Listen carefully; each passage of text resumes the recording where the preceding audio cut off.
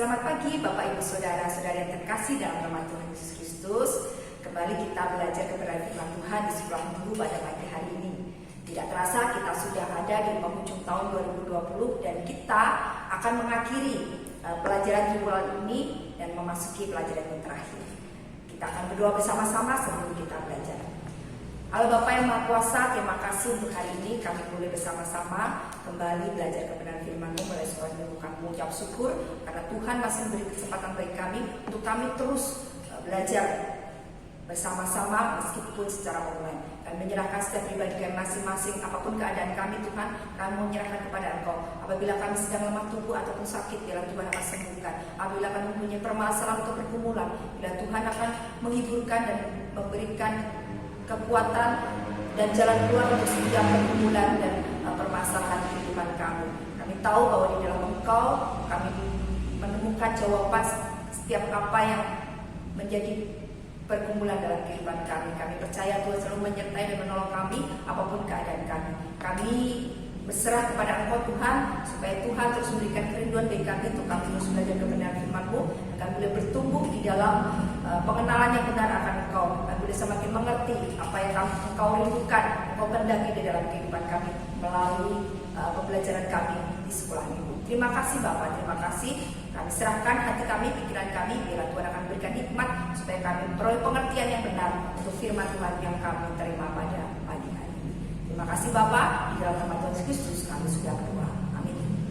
Hari ini kita belajar pada pelajaran 13, yaitu syarat mengikuti perjamuan Tuhan, yang diambil dari Kisah Para Rasul pasal yang kedua ayat 41 sampai 47.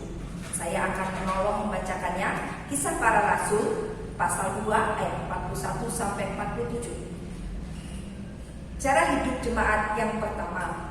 Orang-orang yang menerima perkataannya itu memberi diri dibaptis, dan pada hari itu jumlah mereka bertambah kira-kira 3.000 jiwa. Mereka bertekun dalam pengajaran rasul-rasul dan dalam persekutuan, dan mereka selalu berkumpul untuk memecahkan roti dan berdoa. Maka ketakutanlah mereka semua, sedang rasul-rasul itu mengadakan banyak mukjizat dan tanda. Dan semua orang yang telah menjadi percaya tetap bersatu, dan segala kepunyaan mereka adalah kepunyaan bersama. Dan selalu ada dari mereka yang menjual harta miliknya lalu membagi-bagikannya kepada semua orang sesuai dengan keperluan masing-masing. Dengan bertekun dan dengan sehati mereka berkumpul tiap-tiap hari dalam bait Allah. Mereka memecahkan roti di rumah masing-masing secara bergilir dan makan bersama-sama dengan gembira dan dengan tulus hati sambil memuji Allah, dan mereka disukai semua orang, dan tiap-tiap hari Tuhan menambah jumlah mereka dengan orang yang diselamatkan. Kalau kita memperhatikan di dalam upacara perjamuan Tuhan, banyak anak-anak kecil yang ingin tahu atau ingin merasakan seperti apa memakan roti dan meminum anggur perjamuan Tuhan. Tetapi orang tua mereka selalu tidak memperkenankan atau tidak memperbolehkan mereka untuk mencicipi roti ataupun anggur yang disediakan di dalam perjamuan Tuhan. Kenapa?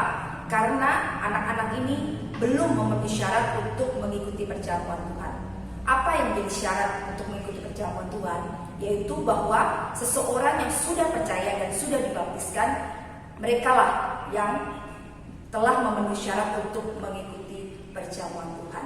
Nah, dalam pelajaran kita kali ini, kita akan belajar tentang dukungan atas syarat bagi peserta upacara perjamuan Tuhan. Yang pertama adalah didukung oleh kronologi gereja mula-mula. Pada ayat 42 dan 46 dari Kisah Para Rasul pasal 2, kita menemukan frase memecahkan roti. Memang frase ini bisa berarti makan bersama secara umum. Pada kebiasaan jemaat mula-mula pada saat itu, mereka selalu berkumpul bersama-sama dan melakukan makan bersama, ya, memecahkan roti atau makan bersama.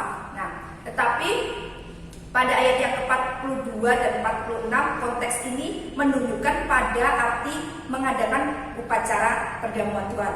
Jadi ketika jumlah mereka masih kecil, mereka melakukan perjamuan Tuhan. Setiap kali mereka berkumpul, mereka selalu melakukan perjamuan Tuhan. Tetapi ketika semakin banyak orang percaya pada saat itu, maka upacara perjamuan Tuhan ini pun diadakan seminggu sekali, yaitu pada hari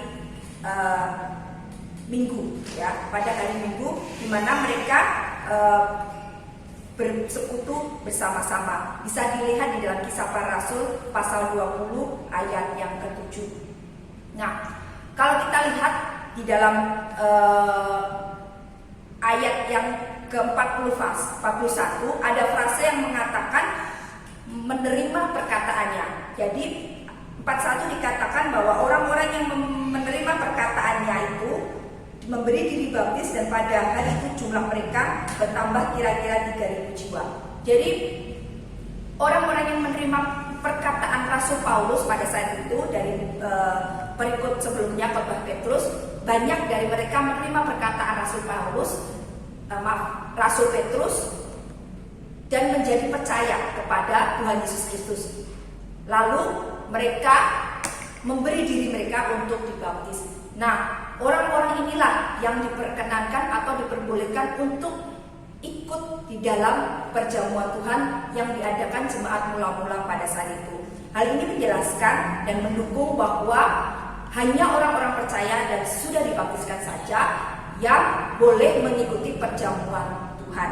Yang kedua, didukung oleh arti persekutuan. Prinsip bahwa hanya orang percaya yang sudah dibaptis yang boleh ikut perjamuan Tuhan juga didukung oleh arti dari kata persekutuan.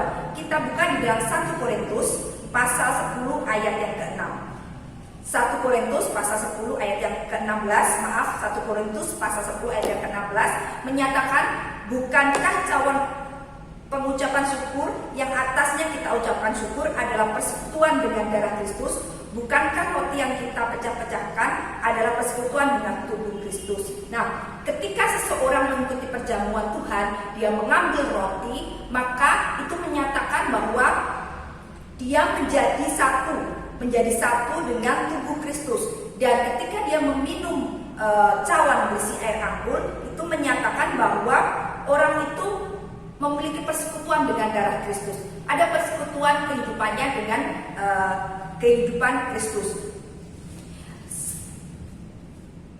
Jadi setiap orang percaya, kalau kita belajar, kita mengingat pelajaran kita yang lalu-lalu, bahwa setiap orang yang sudah percaya dan dibaptiskan, dia sudah menjadi satu hidupnya dengan Kristus. Dan orang-orang yang boleh mengambil bagian dalam perjamuan Tuhan adalah orang-orang yang sudah memiliki persekutuan dengan Kristus, ya. Hubungannya sudah dipulihkan, yaitu orang-orang yang sudah percaya dan sudah dibaptiskan. Jadi mereka yang sudah memiliki persekutuan dengan Kristus, mereka lah yang berhak untuk mengikuti perjamuan Tuhan. Nah, yang ketiga adalah didukung oleh peringatan bila melawannya. Dukungan lain atas syarat peserta upacara perjamuan Tuhan ini juga bisa disimpulkan dari peringatan Paulus, yaitu di dalam 1 Korintus pasal 11 ayat 29. 1 Korintus pasal 11 ayat yang ke-29. Karena barang siapa makan dan minum tanpa mengakui tubuh Tuhan, ia mendatangkan hukuman atas dirinya. Jadi seseorang yang tidak mengakui tubuh Tuhan, ia mendatangkan hukuman ketika dia melakukan perjamuan Tuhan. Jadi kalau setiap orang percaya, jelas dia mengakui bahwa Tuhan telah memberikan tubuhnya, mencurahkan darahnya untuk menyelamatkan setiap orang dari dosa-dosanya. Tetapi ketika seseorang belum percaya Yesus, dia tidak mengakui bahwa tubuh Tuhan Yesus, darah Tuhan Yesus sudah tercurah bagi dirinya untuk menyelamatkan dosa-dosanya. Jadi ketika seseorang sudah percaya Yesus dan telah dibaptiskan, ada pengakuan terhadap tubuh Tuhan, terhadap darah Tuhan yang telah dikorbankan untuk menebus dosa-dosa manusia.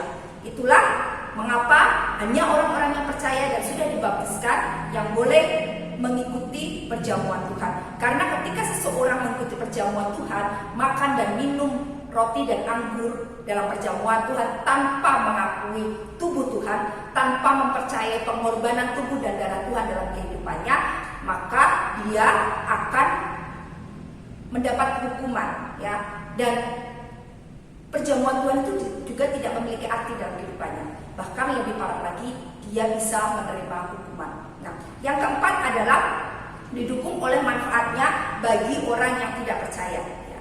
Jadi orang yang tidak percaya tidak boleh makan dan minum roti dan anggur dalam perjamuan Tuhan, tetapi mereka boleh menyaksikan pelaksanaan upacara perjamuan Tuhan. Jadi kalau kita lihat di dalam jemaat mula-mula, pasti di tengah-tengah mereka juga ada orang-orang yang belum percaya kepada Tuhan Yesus Kristus. Mereka menyaksikan dan melihat upacara perjamuan Tuhan dilakukan oleh jemaat mula-mula, dan ini menjadi kesaksian bagi setiap orang yang belum percaya, mendorong mereka untuk percaya kepada Yesus, karena Tuhan Yesus sudah benar-benar mengorbankan tubuhnya, mencurahkan darahnya, mati di atas kayu salib untuk menebus dosa-dosa manusia. Jadi manfaat perjamuan Tuhan ini bagi orang percaya, orang yang tidak percaya adalah mereka mendapatkan kesaksian, mereka mendapat dorongan, mereka mendapat berita Injil dari pelaksanaan perjamuan Tuhan ini. Jadi ketika kita melakukan perjamuan Tuhan di gereja, kita tidak menyuruh orang yang belum percaya itu keluar, tetapi boleh bersama-sama mengikuti, tetapi tidak ambil bagian di dalam memakan dan meminum roti dan anggur dalam perjamuan Tuhan. Mereka hanya boleh menyaksikan, mereka hanya boleh melihat perjamuan itu dilaksanakan tanpa ambil bagian memakan roti dan meminum anggur. Dari situ mereka mendapat kesaksian, dan terlebih lagi dari kesaksian itu mereka bisa menjadi orang-orang percaya yang pada akhirnya mereka bisa dibaptis dan boleh melakukan perjamuan Tuhan. Nah, itu beberapa hal yang kita pelajari, mengapa hanya orang percaya dan sudah dibaptiskan yang boleh mengikuti perjamuan Tuhan. Dukungan yang sudah kita pelajari itu jelas memperkuat bahwa hanya orang-orang percaya dan sudah dibaptiskan saja yang boleh mengikuti perjamuan Tuhan.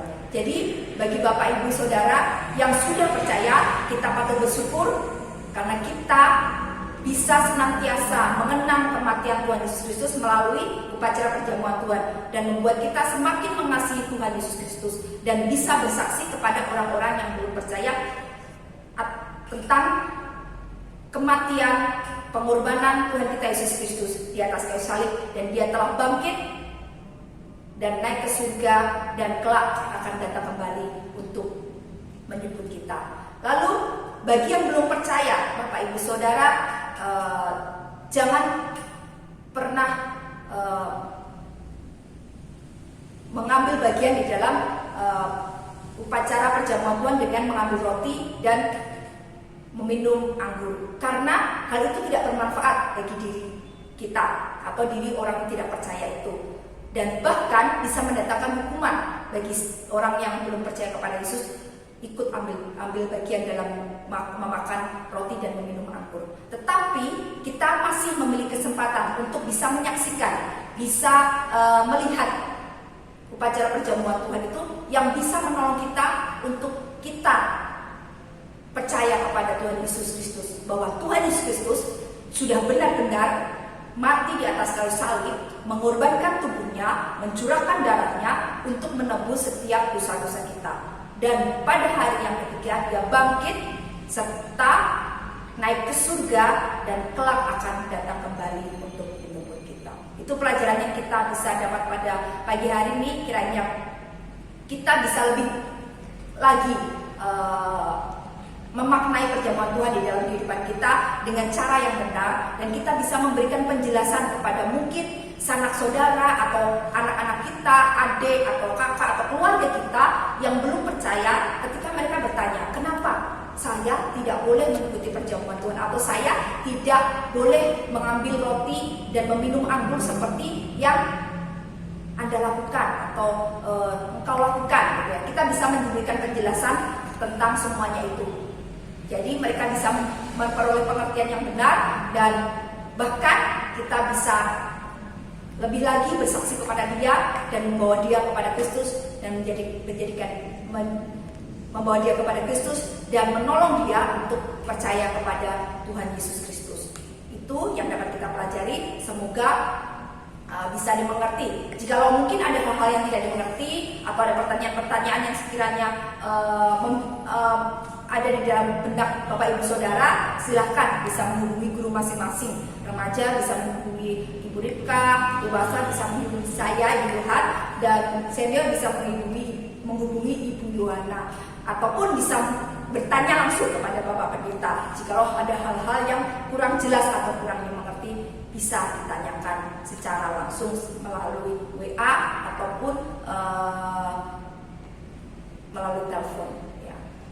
Itu pelajaran kita hari ini. Kita bersyukur akhirnya kita menyelesaikan triwulan ini. Kita bisa belajar tentang pembaptisan sampai dengan perjamuan Tuhan.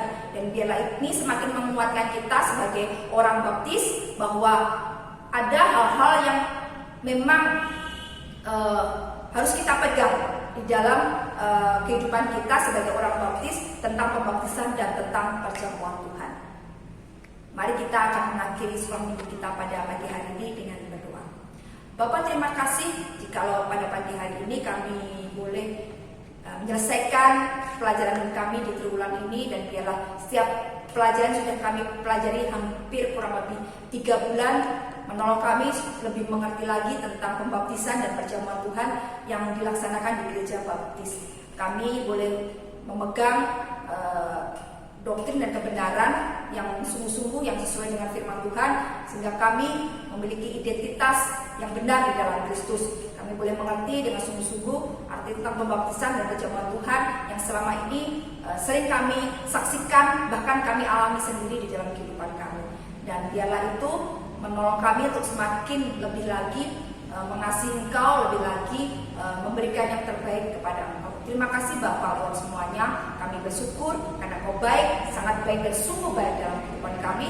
Terus membimbing kami, memberikan pengertian untuk setiap hal hari demi hari. Semakin hari kami boleh semakin dewasa di dalam Kristus.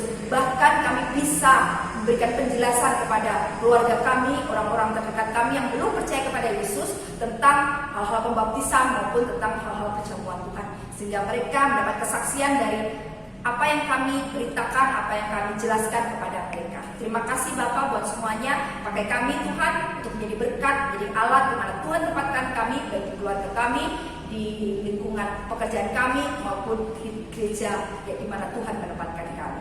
Terima kasih Bapak. Ampuni segala dosa kesalahan kami. Jikalau ada hal-hal yang tidak berkenan di hadapan-Mu, bahkan mungkin ada hal yang menyimpang, biarlah Tuhan mengampuni kami dan kembali meluruskan kami ke dalam jalan yang benar sesuai dengan firman Tuhan. Terima kasih Bapak, di dalam nama Tuhan Yesus Kristus kami sudah terima. Amin. Selamat pagi, Tuhan Yesus memberkati.